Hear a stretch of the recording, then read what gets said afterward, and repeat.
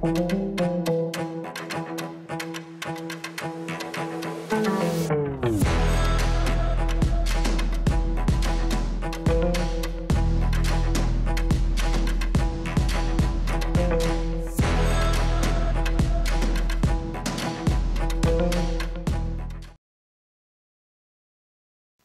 kita masih mengupas tentang Siratul Mustafa alaihi salatu wassalam, sirah manusia terbaik Rasul kita Muhammad sallallahu alaihi wa ala alihi wasallam, tentang masa remaja Nabi sallallahu alaihi wa ala alihi wasallam, di mana Nabi sallallahu alaihi wasallam sempat kemudian diajak berdagang oleh pamannya Abu Talib, tetapi di tengah perjalanan disuruh kembali ke Mekah karena Uhairah rahib, seorang rahib, memberitahu kepada Abu Talib paman Rasul bahwa ada tanda-tanda kenabian dari anak remaja itu. Makanya kemudian Abu Talib pun ketakutan dan mengembalikan Rasul ke Mekah dan tidak jadi diajak untuk berniaga.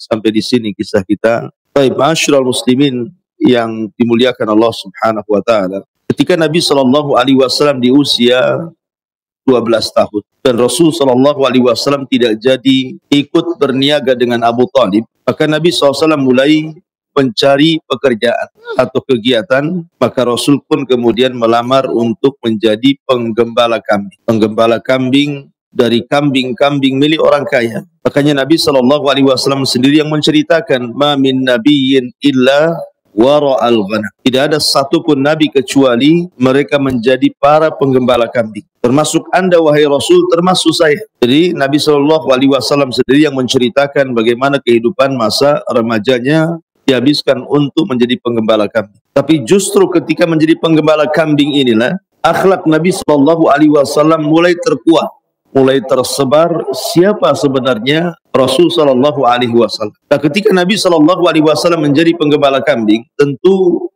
penggembala kambing bukan hanya Nabi saja, tapi banyak para penggembala seusia dia ataupun mungkin di atasnya atau mungkin di bawahnya yang sama-sama bekerja untuk seseorang yang kaya yang banyak kambing. Sehingga terkadang salah seorang di antara mereka apabila menghadiri sebuah acara, mereka pun tidak berani meletakkan kambingnya sembarang, karena bagaimanapun kambing ini binatang hidup, tidak bisa diletakkan seperti benda mati. Belum lagi ancaman dari serigala-serigala, belum lagi harus dirawat memang kambing itu. Sehingga kemudian teman-teman seusianya terkadang menitipkan kambing-kambing itu kepada Nabi SAW. Kemudian dia menghadiri acara.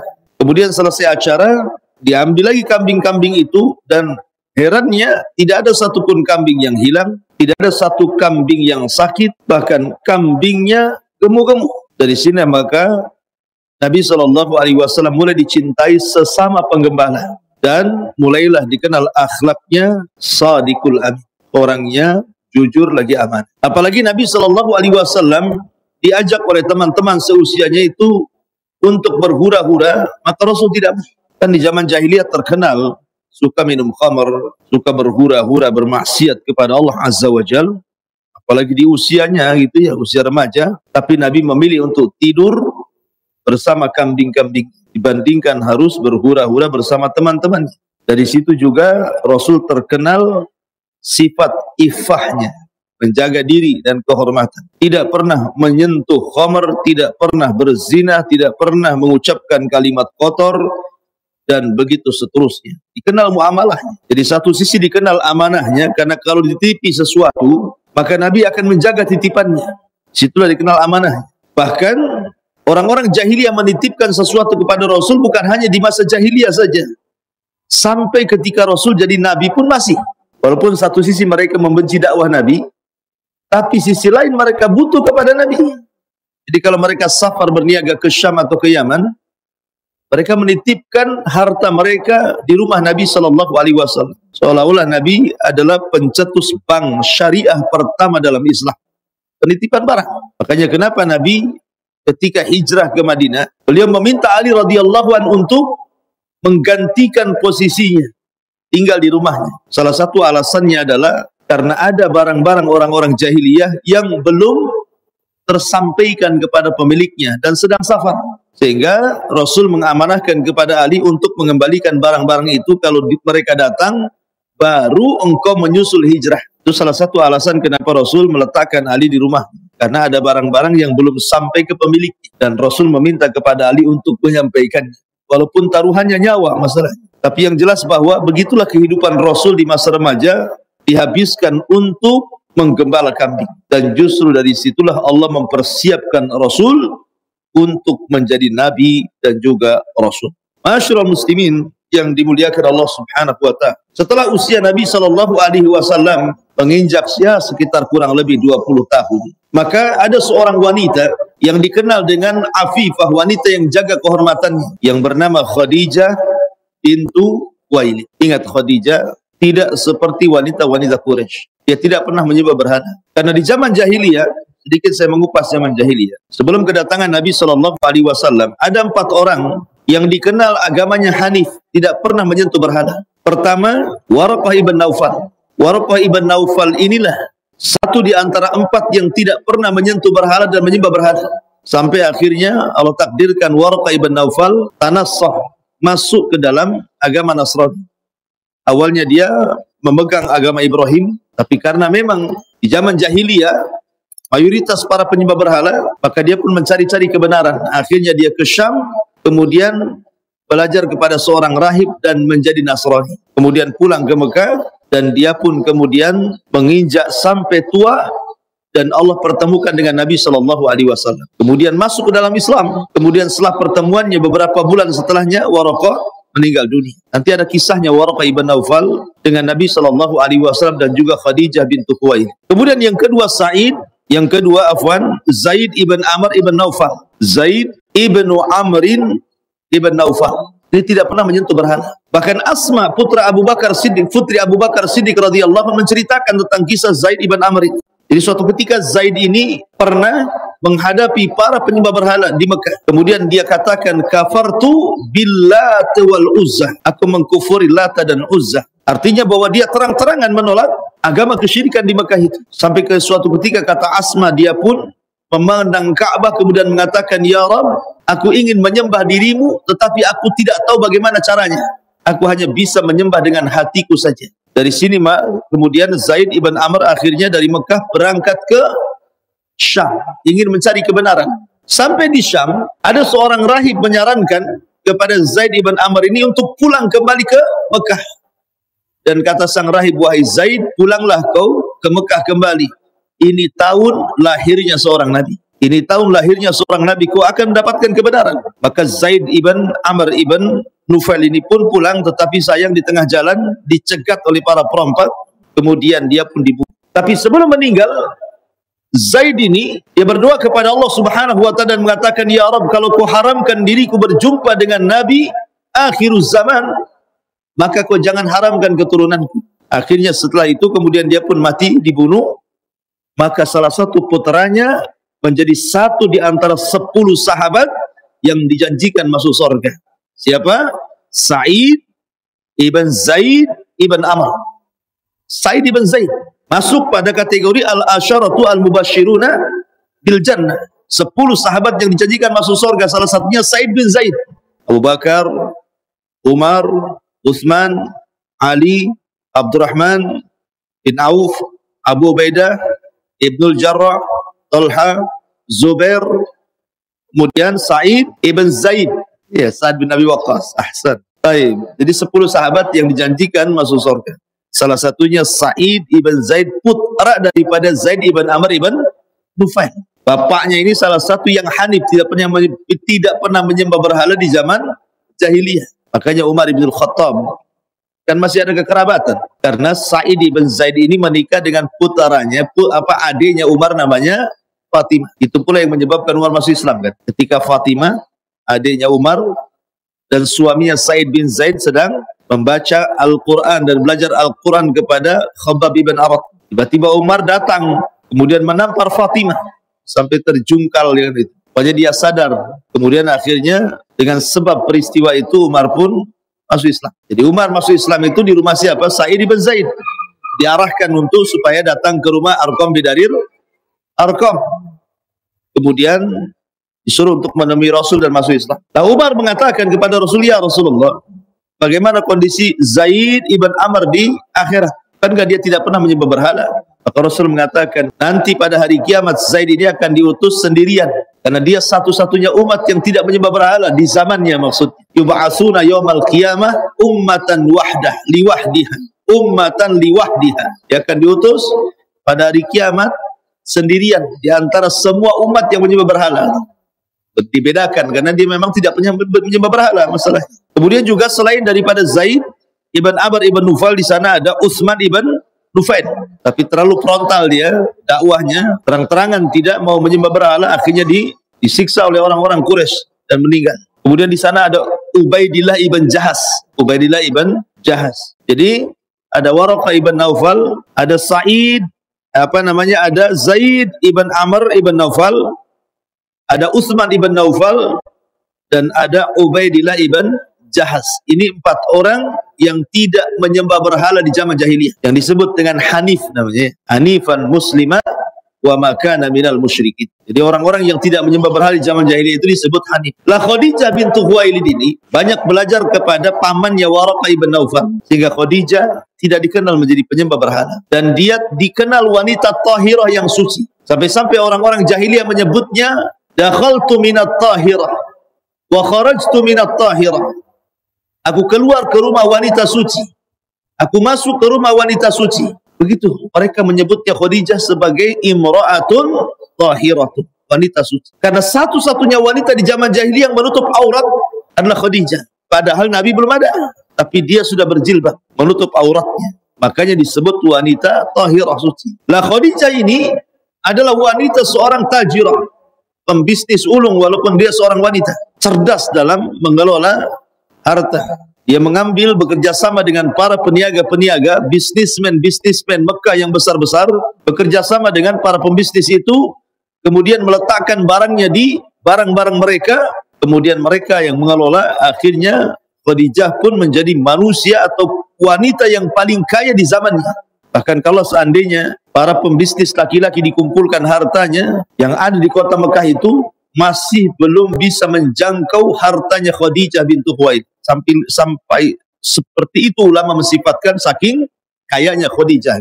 Nah, akhirnya kemudian Khadijah ini punya budak laki-laki namanya Maisarah. Khadijah mengatakan, wahai Maisarah, tolonglah carikan kepadaku seorang laki-laki yang jujur dan amanah untuk diamanahkan dengan perniagaannya. Akhirnya Maisarah pun kemudian mencari-cari orang, berjumpalah dengan Nabi SAW. Kemudian ditawarkan tentang kerjasama. Mau enggak engkau menjadi pekerja Khadijah, memutarkan modal Khadijah, berniaga ke Syam ataupun ke Yaman, kemudian pun bicara 4 mata. Akhirnya Rasul deal dan menjadi pekerja Khadijah dengan sistem mudharabah. Sistem mudharabah itu artinya Khadijah yang memberikan modal, Rasul yang memainkan modalnya, namanya mudharabah. Maka mulailah kemudian Nabi SAW berniaga kepada Khadijah, dan Khadijah ketika itu mempercayakan kepada Maisarah agar Maisarah mengawasi Nabi SAW, karena dagangan yang dibawa dia cukup banyak, sehingga kalau mengalami kerugian akan rugi besar, tapi kalau mengalami keuntungan akan untung banyak. Maka Rasul pun kemudian mulailah membawa dagangannya menuju Syam dengan kafilah-kafilah dagang Quraisy yang lain. Maka karena Maisarah diamanahi Khadijah untuk memperhatikan Rasul, maka selama perjalanan Maisarah pun berusaha untuk memperhatikan gerak-gerik perjalanan Rasul. Subhanallah, istilah Maisarah melihat keajaiban yang tidak pernah dilihat sebelumnya. Sepanjang jalan dari Mekah menuju Syam, ada awan yang menaungi Nabi SAW di tengah-tengah terik matahari yang sangat panas dan cuaca ekstrim. Dan dalam riwayat bahwa ada malaikat yang menggiring awan kemudian menaungi Nabi SAW. Nah, bagaimanapun namanya padang pasir, tidak ada pepohonan lain dengan hutan, sehingga risiko kematian, kehausan, kelaparan itu mungkin gitu ya. Kalau di hutan itu kan masih ada serapan minum, masih ada biasanya air gitu ya. Mau makan masih ada buah-buahan, kan mau berburu masih ada hewan-hewanan. Kalau di hutan, kalau di padang pasir apa yang diburu? Tadi ular ya, biawak gitu ya. Padang pasir. Jadi intinya bahwa Maisarah melihat keanehan. Kemudian ketika sampai di Syam, Di perbatasan Syam ada sebuah pohon. Maisarah pun kemudian istirahat di situ bersama Rasul. Tiba-tiba Maisarah dikagetkan oleh seorang rahib namanya Buhairah Rahib.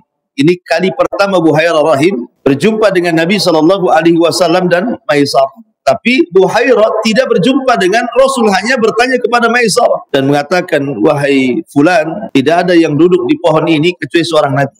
Karena sebelumnya orang yang lalu-lalang saja, tidak ada yang duduk di situ. Rupanya Rasul SAW duduk di situ. Maka kemudian Buhairah mengatakan, hei Maisarah, tidak ada orang yang duduk di situ kecuali seorang Nabi. Oh, direkamlah Maisarah. Catat, ini juga catatan penting nih. Karena harus laporkan kepada Khadijah masalah. Kemudian ketika sampai di Syam, bagaimana Maisarah melihat kepiawaian Rasul dalam berniaga, akhlak Rasul, ucapan Rasul, dan begitu seterusnya. Dicatat semuanya. Dan yang lebih mengherankan lagi, Rasul mendapatkan keuntungan berlipat-lipat dari hasil perniagaan. Dan itu tidak pernah dialami Khadijah sebelumnya oleh para peniaga-peniaga. Maka pulanglah Maisarah bersama Rasul membawa keuntungan besar dari Syam. Sampai di Mekah, Maisarah bercerita tentang perjalanan dia dengan Nabi SAW. Kemudian dihubung-hubung kaitkan dengan akhlak Rasul yang sangat terkenal di kota Mekah, Sadiqul Amin. Maka ini jadi bahan pertimbangan Khadijah. Siapa sosok yang selama ini menjadi pekerja dia? Muhammad SAW. Lambat laun, maka akhirnya hati Khadijah pun mulai suka dengan Rasul sallallahu alaihi wa ala alihi wasallam. Maka akhirnya Khadijah mengutus siapa? Nafisah, saudaranya Nafisah bintu Khuwailid, untuk melamarkan. Dan dia sudah suka.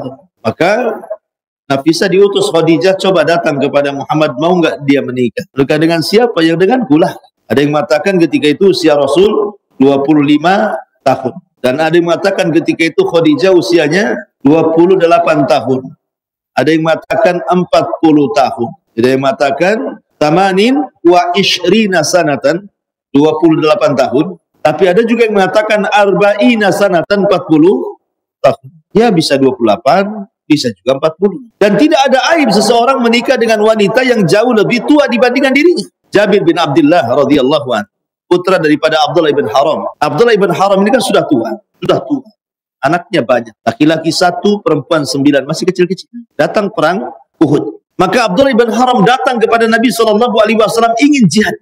Maka Jabir bin Abdullah ketika itu datang kepada Rasul agar jangan mengizinkan. Wahai Rasul, jangan kau izinkan ayah. Bagaimanapun dia tidak layak berjihad. Dia sudah tua, sakit. Pendengar Abdullah bin Salam ini, Abdullah bin Haram, dihalang-halangi oleh putranya Jabir, marah dia. Dia datang kepada Nabi SAW dan mengatakan, tidak, saya akan jihad. Kata Rasul, bagaimana anak-anak? Katanya Abdullah bin Haram, sudah ada Jabir, dia yang akan merawatnya gitu. Dan Jabir itu anak laki-laki tertua. Kemudian dia menghadap Jabir bin Abdullah dan mengatakan, ya Jabir, laulal jannah la afartuka iya. Kalau bukan karena sorga, aku siap menggantikan posisi. Kau di sini, aku di sana. Tapi jihad ini urusan sorga. Besok akan terjadi perang besar, perang Uhud. Saya harus terlibat dalam amalan-amalan mulia ini. Kalau bukan karena sorga, tentu aku siap digantikan posisiku. Tapi karena ini masalah sorga, aku tidak mau digantikan posisi. Rupanya apa yang dilakukan Abdullah ibn Haram disusul oleh temannya, namanya Amr bin Jamuh. Amr ibn Jamuh lebih parah lagi, pincang dia. Tapi karena dia berteman semasa remaja, semasa jahiliyah, semasa Islam, ketika mendengar kawannya ikut jihad, ingin jihad juga. Akhirnya dua-duanya diterima. Itu tentara paling tua dari semua tentara, Abdullah ibn Haram dan Amr ibn Jamuh. Dua-duanya sakit. Yang satu cacat, tidak bisa jalan. Yang satu sakit. Tapi diterima juga jihad. Nah, kekeh ingin perang gitu. Allah takdirkan dalam perang Uhud, dua-duanya meninggal. Dan dua-duanya yang pertama kali meninggal di awal-awal. Maka selepas perang Uhud, Nabi memerintahkan suruh menguburkan keduanya dalam satu lubang. Karena di masa ketika beliau keduanya masih hidup, keduanya senantiasa bersama-sama dalam rangka beribadah kepada Allah, maka dikuburkan dalam satu lubang. Abdullah ibn Haram dan Amr ibn Jamuh. Yang ingin saya ceritakan, anaknya Abdullah ibn Haram, namanya Jabir. Ketika meninggal ayahnya, tentu yang jadi posisi ayah bagi anak-anaknya Abdullah bin Haram adalah Jabir bin Abdullah selaku anak laki-laki terbesar masalahnya. Semua perempuan semua kecil-kecil. Istilah kemudian Abdullah bin Haram pun menikah dengan seorang janda. Akhirnya kemudian setelah menikah dengan seorang janda, kemudian dia datang kepada Rasul. Rasul melihat, namanya habis nikah kan nampak kan. Habis nikah dengan yang belum menikah, yang sudah lama nikah, mukanya pun nampak. Nah, ini jomblo. Ini baru nikah nih, senyum juga kan. Ini kayak mau nikah lagi kayaknya. Nampak ya. Jadi Rasul bertanya, ya Jabir, tampaknya kau sedang bahagia. Kata Jabir, benar wahai Rasul, baru menikah. Dengan perawan atau janda? Kata Jabir, dengan janda wahai Rasul. Kenapa kau tidak menikah dengan perawan supaya engkau bisa bermesraan lagi lebih dibandingkan dengan seorang janda? Kata Jabir, tidak wahai Rasul. Aku mencari seorang janda bukan hanya dijadikan hanya untuk istriku saja, tapi untuk ibu dari adik-adik. Jadi Jabir mengambil janda itu karena dia melihat maslahat. Adik-adiknya banyak, masih kecil-kecil. Makanya dia menikah dengan seorang janda. Makanya dia mengatakan, aku bukan hanya mencari seorang istri, tapi juga mencarikan ibu bagi adik-adikku. Itulah jawaban Jabir bin Abdullah. Jadi terkadang janda itu lebih diperlukan dibandingkan perawan gitu maksud. Karena janda lebih berpengalaman dibandingkan seorang gadis. Walaupun menawan, tapi kurang pengalaman. Itu bahasanya ya. Masyaallah muslimin yang dimuliakan Allah Azza. Jadi ketika Rasul menikah dengan Khadijah, terkadang ya wanita yang memiliki usia lebih daripada seorang suami itu menjadikan suaminya sukses. Karena kecerdasannya, pengalamannya, dan pengarahannya. Seperti Khadijah dengan Rasul. Walaupun mungkin tidak semua, banyak juga yang kalau laki-lakinya usianya lebih muda, perempuannya lebih tua, dia akal-akali pula sama istrinya. Atau mungkin istrinya lebih tinggi sekolahnya gitu ya. Sarjana lah, suaminya pula lulusan SD, habislah tuh diatur-atur sama istrinya. Ada juga yang seperti itu. Tetapi bagaimanapun kalau seandainya rumah tangganya barometernya adalah agama loh ya, bukan title, bukan harta, bukan apa, maka terkadang wanita yang tua itu dibandingkan pasangannya, suaminya, kalau memang ini unsurnya unsur agama, pasti akan lebih mengarahkan dibandingkan yang gadis gitu. Apalagi yang jauh usianya, punya anak, anaknya nangis, ibunya ikut nangis kan itu ya, karena masih muda masalahnya. Bingung apa yang mau dilakukan. Masyaallah muslimin yang dimuliakan Allah, bukan berarti saya memperjuangkan hak-hak janda. Enggak juga. Ini Ustaz bela janda. Perawan gimana Ustaz? Perawan juga cerdas-cerdas juga sah. Tapi perawan tua yang kebanyakan sekolah tidak mau nikah gitu ya. Masyaallah muslimin yang dimuliakan Allah Azza wa Jalla. Kembali bahwa Rasul menikah dengan seorang janda yang namanya Khadijah bintu Khuwailid. Khadijah ini sebenarnya ikhwan sudah pernah menikah dengan seorang namanya Atik ibn Aid. Suami pertamanya namanya Atik ibnu Aid. Tapi sayang meninggal dunia. Kemudian Khadijah menikah lagi dengan seorang laki-laki namanya Abu Halah At-Taimi. Abu Halah At-Taimi sempat punya anak, tapi kemudian meninggal lagi. Jadi Rasul itu suami ketiga sebenarnya setelah Atik dan Abu Halah, dan tidak ada masalah. Tidak ada masalah Rasul menikah dengan siapapun, yang jelas barometernya adalah agama. Masyaallah muslimin yang dimuliakan Allah Azza wa Jalla. Singkat cerita kemudian Nafisah pun datang kepada Nabi Shallallahu Alaihi Wasallam bahwa menentukan keinginan Khadijah, dia ingin menikah dengan dirinya. Tapi Rasul itu ikhwan, orang yang beradab, punya akhlak. Dia mengatakan kepada Nafisah, sampaikan kepada Khadijah, hatta asta'dzinu ammi. Aku belum bisa ngasih keputusan sampai aku dapat izin dari pamanku Abu Thalib. Oh, nikah saja minta izin. Padahal Rasulullah SAW sudah 25 tahun usianya, artinya orang-orang Arab itu kan nampak ya, muda-muda aja nampak tua kan. Lain dengan orang kita gitu, udah tua pun nampak muda gitu. Kalau dibandingkan dengan orang Arab. Tapi orang Arab kan dewasa-dewasa orang. Tetapi Nabi punya akhlak karena dia hidup di rumah Abu Thalib sejak usia 8 tahun sampai sekarang usia 25 tahun. Artinya Nabi SAW sudah lama tinggal di rumah Abu Thalib, tentu harus minta izin sebagai adab. Oh, kalau sekarang mana ada izin-izin mau nikah kan? Apalagi antum merantau dari Jawa, dari Medan, dari Padang, dari mana-mana ke Batam gitu ya. Kali ada janda kaya, betul-betul kaya, menawarkan diri, mau nggak nikah dengan anak? Cantik lagi. Saya kira nggak ada istilah nolak itu. Dan nggak ada istilah izin-izin orang tua itu. Mau kapan gitu. Berapa, tanggal berapa gitu. Kalau bisa besok aja lah, jangan lama-lama. Gitu.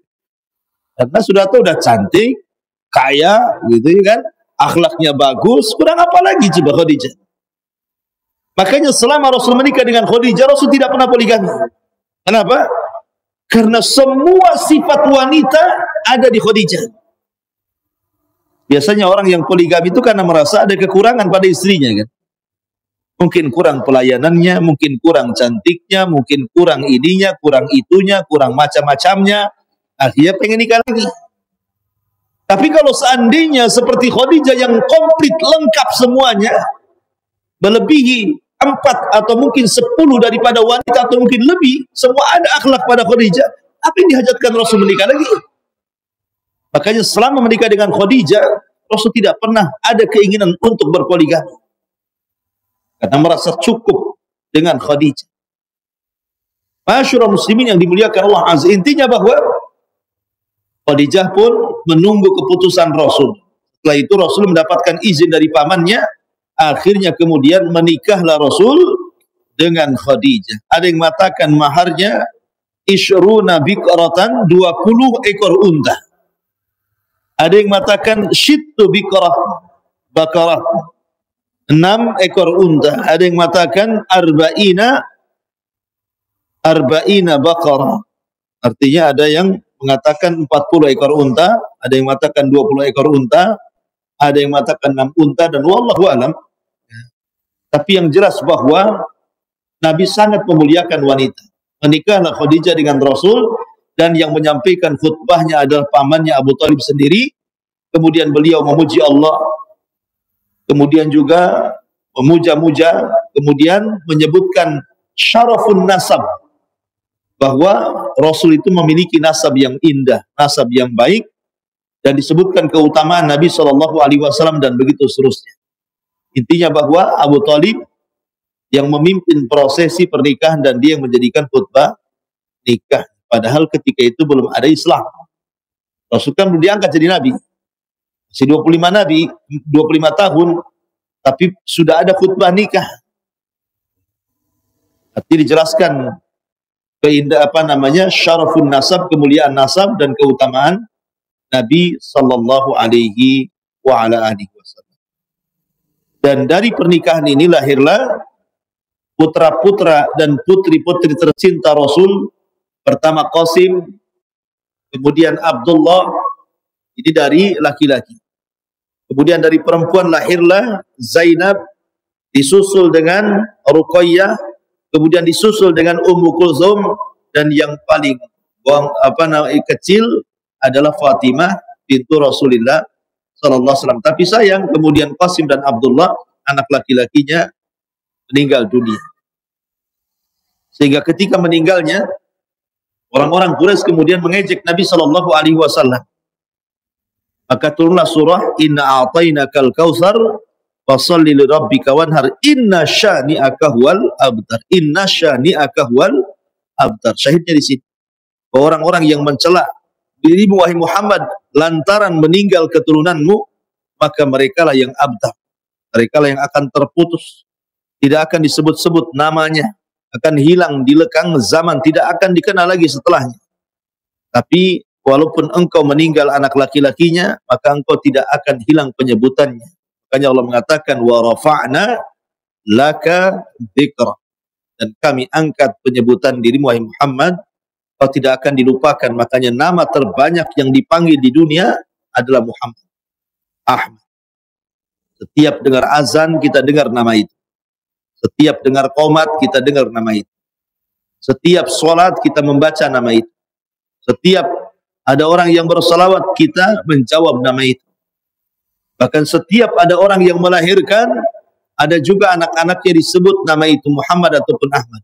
Setiap orang masuk Islam terkadang diganti namanya dan dikasihkan nama Muhammad ataupun Muhammad Ahmad. Siapa namanya? Di zaman jahiliyah Michael, Ustaz. Masuk Islam Muhammad Michael. Jadi ada Muhammad, ada Ahmad.